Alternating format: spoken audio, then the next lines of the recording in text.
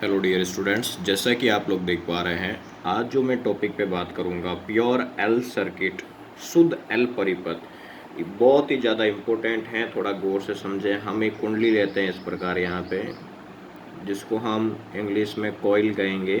क्या कहेंगे यहाँ पे? कॉइल।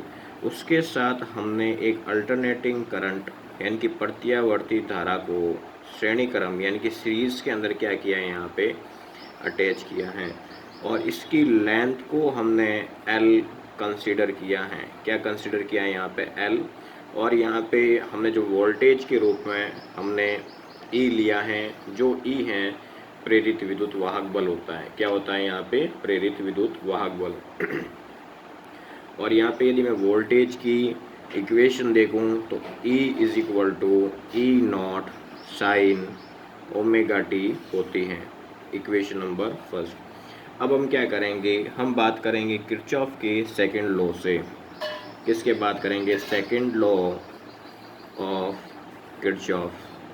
किरचॉफ के सेकंड लॉ के अकॉर्डिंग देखें तो क्या होता है? Sigma V is equal to 0, जिसमें E capital plus minus E equal कितना हो जाएगा? 0। तो हमने देखा कि माइनस का है, उधर चला जाएगा, कैसा हो जाएगा?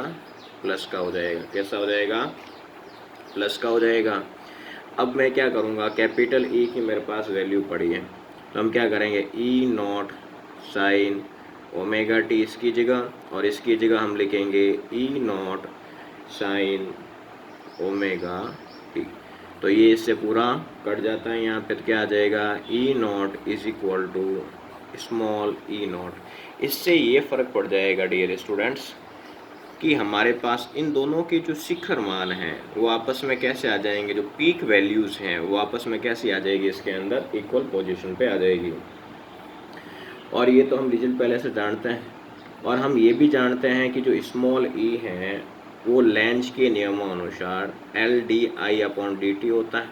ठीक है, ये हम जानते हैं पहले से। और ये चिन्ह लेंज के नियम से अकॉर्डिंग ये विरोध को दर्शाता है। किसको दर्शाता है? विरोध को। और स्मॉल ई किसके बराबर है? यहाँ पे कैपिटल ई के बराबर है।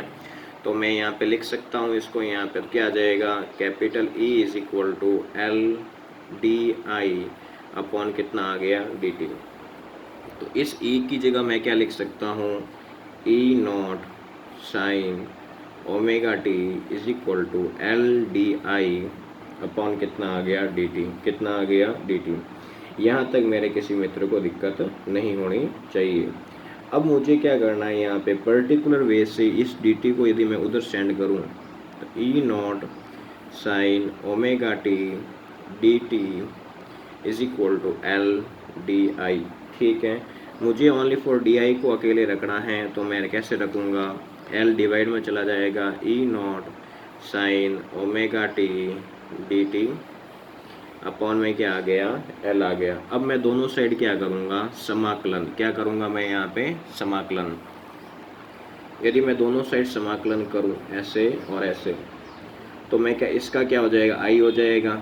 और यहाँ से क्या बाहर आ जाएगा? ई नॉट अपॉन एल, क्योंकि टी के सापेक्ष ओनली फॉर ये बचेगा, तो हम देखेंगे साइन ओमेगा टी, और फिर क्या आ जाएगा यहाँ पे? D T. यहाँ तक किसी मित्र को दिक्कत नहीं होनी चाहिए। अब इसके बाद यदि मैं इसका समाकलन यहाँ करता हूँ तो क्या आएगा? यहाँ पे ई नॉट अपॉन एल, इसका मैंने किया तो minus cos omega T upon omega, फिर क्या आ जाएगा? यहाँ पे इस प्रकार की सिचुएशन बन जाएगी। ठीक है, यहाँ तक दिक्कत नहीं होनी चाहिए।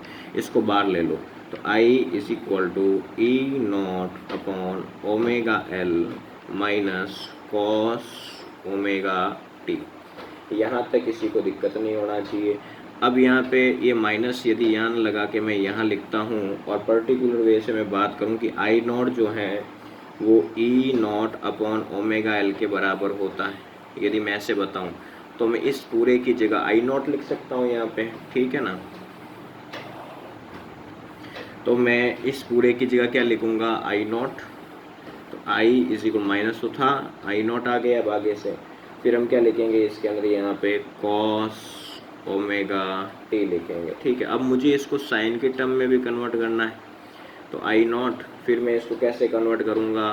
साइन पाई/2 माइनस ओमेगा टी। अब माइनस साइन यदि मैं अंदर डालूँ इसके तो I0 sine omega T minus पाई/2। यहाँ तक मेरे किसी मित्र को दिक्कत नहीं होनी चाहिए, बिल्कुल नहीं होनी चाहिए। तो ये हमारे पास कौन सी इक्वेशन आ गई? सेकंड इक्वेशन आ गई। ठीक है, यहाँ तक किसी को दिक्कत नहीं होनी चाहिए। धन्यवाद मित्रों, धन्यवाद।